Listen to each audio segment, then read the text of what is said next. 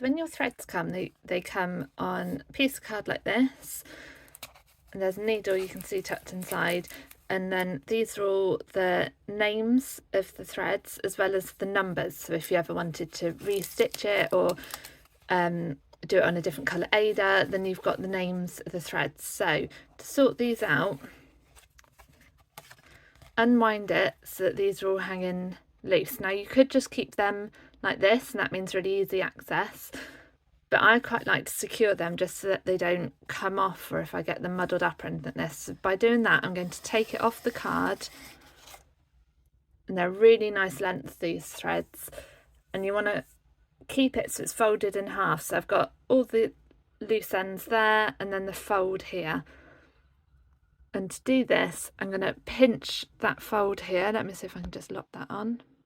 So I've pinched the fold in the threads, and I then put it through the hole on the card, put it through a little bit, and then I'm just going to make sure that I've got this loop here. So you can see I've put my fingers through to make the loop.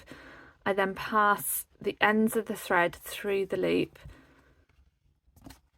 like that and pull it, and then this means that it's nice and secure on your card.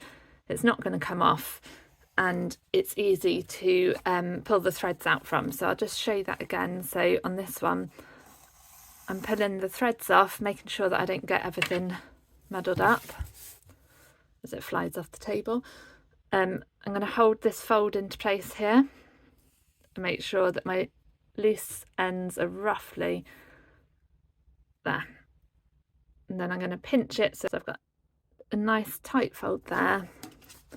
I'm just going to pop it through the loop on the card and put it through enough that I can sort of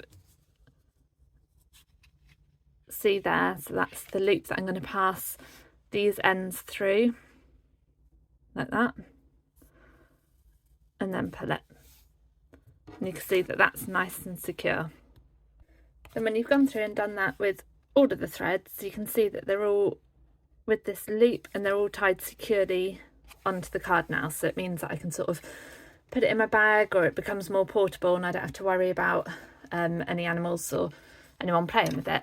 The other hack that I like to do is I would use a hole punch then and just make a hole opposite the colour.